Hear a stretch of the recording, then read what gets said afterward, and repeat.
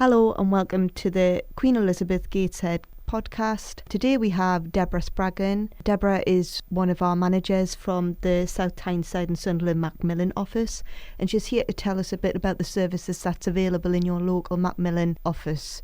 Hiya Debra and welcome. Hiya Carolyn. Debra, how long have you been working now? 12 years I've been working in the Macmillan service now, so time's flying by, isn't it? Yeah, and it's a marvellous service that most hospitals have now got in place, an office like the one that you run at South Tyneside and Sunderland. Can you just give us a little bit information about what, if patients were going to go into that office, what would they expect to find there? Yeah, definitely. I mean, obviously when you receive a cancer diagnosis, people often comment that all they hear is the word cancer. They don't hear anything else. They think that they're underwater and they can just hear voices in the background. You begin to worry, don't you, about your family, work, how will you get access to your treatment? What will my family do without me? It's usually an immediate reaction.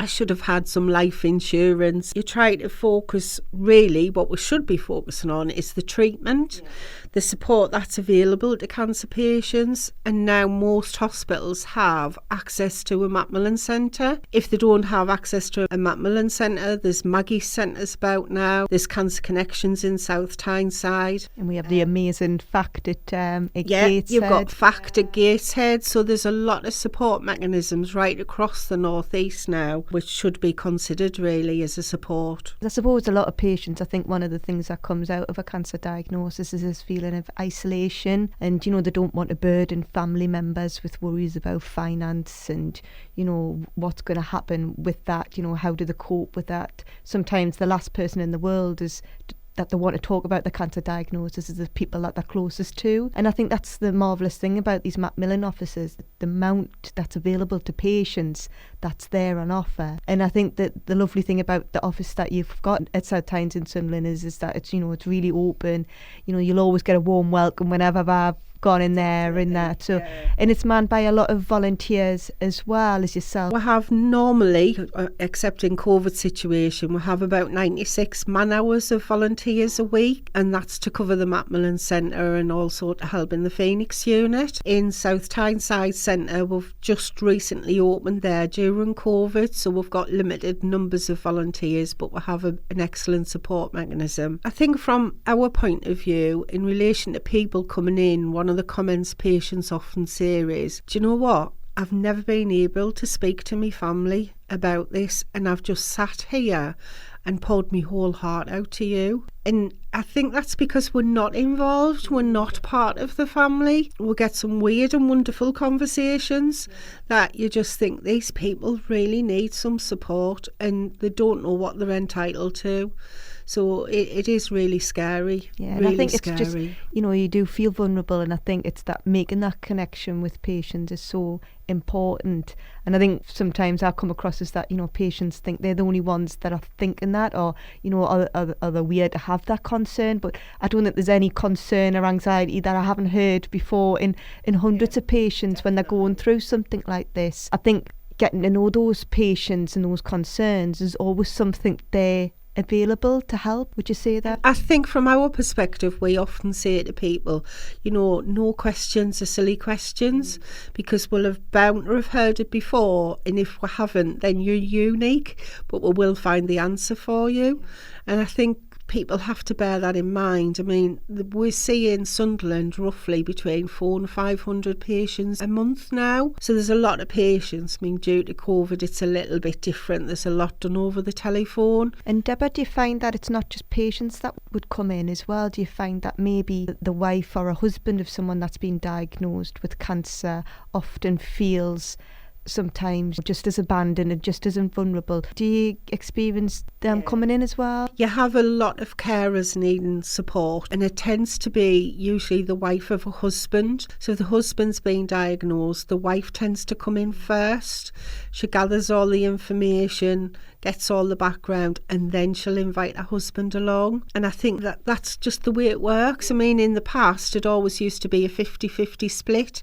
I would say now it's probably 70-30. speciality. So it's a little bit different. And I suppose as well, it's kind of the family members. I come from a breast cancer speciality, and often when a mother's been diagnosed, the daughter then starts to worry, what's my risk, but doesn't want to actually ask that question. And we know that with the internet, you can Google these things, and sometimes it can cause actually more anxiety. With the great thing about what the service you can provide is that it's an intervention that it's coming from a good source, a reliable source. So it mightn't be that you might provide that answer, but you could certainly signpost them to the best answer possible as well. And you've got great links with all of the clinical specialist teams as well, and often I've had emails saying, can you help with this and that, and that's the great thing about the office. And I think with COVID, certainly at the minute, the hospital is overwhelmed, especially the psychology services.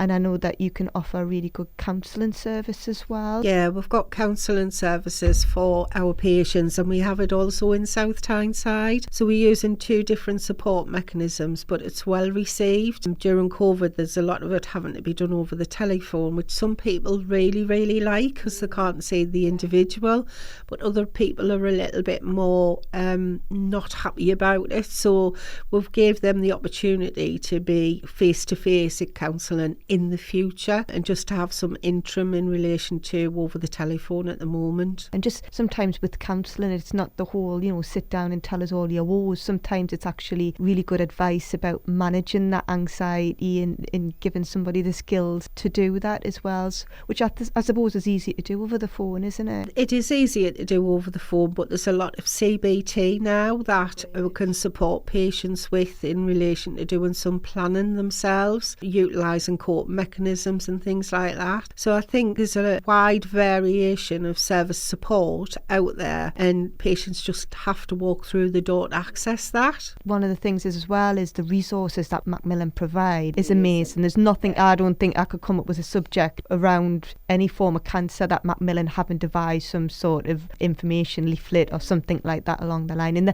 a patient quite welcome just to come in and grab what they need. It's an information and support centre, so there's a lot of information on show in both centres that patients can pick up and take away, but the Macmillan information is second to none in my opinion. There's nothing, like you say, that I've ever came across that's not available, and in other languages, large print now as well, everything like that. And I just think Macmillan have so much to offer to cancer patients, as well as having everything as well over the telephone. If people want it on a 8 a.m. till 8 p.m, it's open, and people can ring them as well. And obviously I imagine during COVID as well, just like all charities have suffered, patients find it a lot more difficult to do, like sponsors and things like that as well. But if they needed some advice or some ideas, because some patients want to give back, if maybe they've had a Macmillan grant and they want to maybe raise that money, is there a contact number that they can get in contact with you that they can... Yes, they can contact Macmillan direct, and that's 0808 808 0000,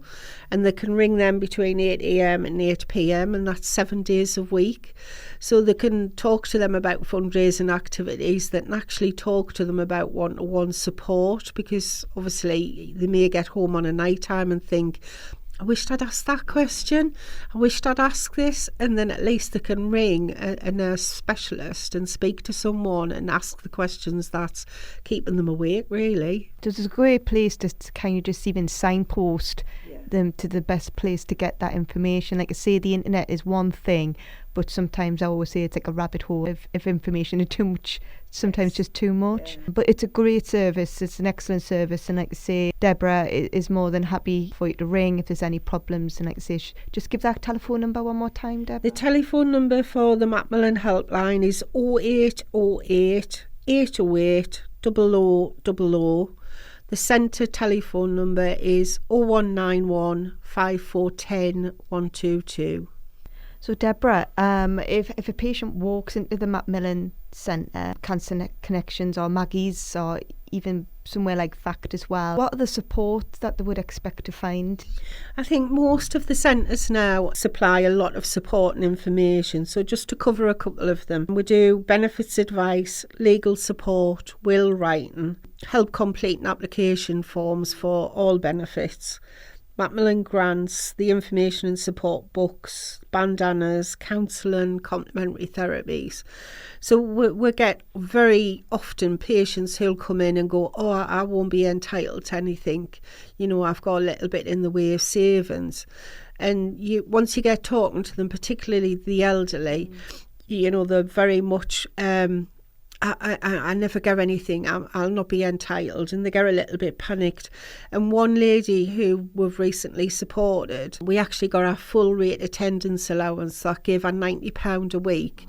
She then got help with her rent and pension credits, and she said she'd never been so well off, but she'd been really struggling. She hadn't been putting heating on, and she said her life now is just much better for her, and she's got a lot more support and people around us, so she was glad that she'd came in. Because I think a lot of people underestimate how expensive it is to have cancer.